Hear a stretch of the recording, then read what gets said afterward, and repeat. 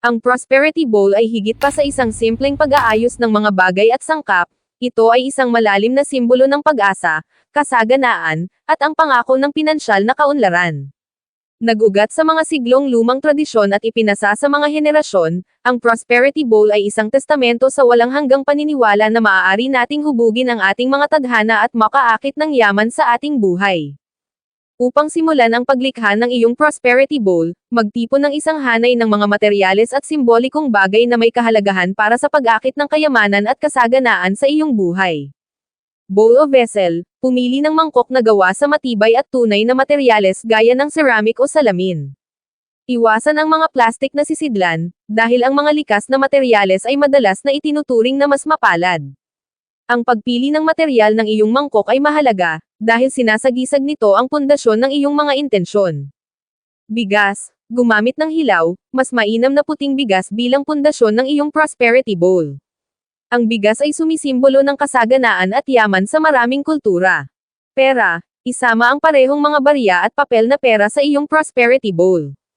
Ang mga barya ay kumakatawan sa kasaganaan sa pananalapi, habang ang pera ng papel ay nagsisilbing isang direktang representasyon ng kayamanan. Mga itlog, ayon sa kaugalian, 12 itlog ang inilalagay sa Prosperity Bowl upang simbolo ng pagkakumpleto at kapunuan. Maaari kang gumamit ng mga pinakuloang itlog o iwanan ang mga ito na hindi luto depende sa iyong kagustuhan.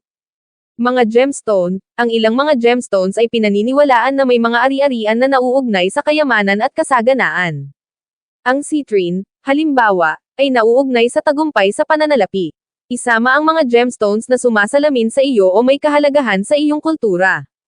Lucky charms o amulets, maaaring idagdag sa iyong Prosperity Bowl ang mga bagay na may mga simbolo o inscription na itinuturing na maswerte sa iyong kultura o sistema ng paniniwala. Ang mga bagay na ito ay maaaring mag-iba-iba, mula sa mga sinaunang simbolo hanggang sa mga modernong anteng-anteng. Mga herb o spices, ang ilang kultura ay nagdaragdag ng mga partikular na halamang gamot o pampalasa na may simboliko o mahiwagang katangian sa kanilang Prosperity Bowl. Halimbawa, basil, ang basil ay nauugnay sa kasaganaan at kaunlaran sa pananalapi.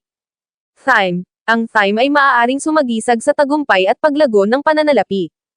Mint, ang mint ay nauugnay sa pagtaas ng kasaganaan at positibong enerhiya. Bay dahon ay madalas na ginagamit upang maakit ang tagumpay at kaunlaran sa negosyo.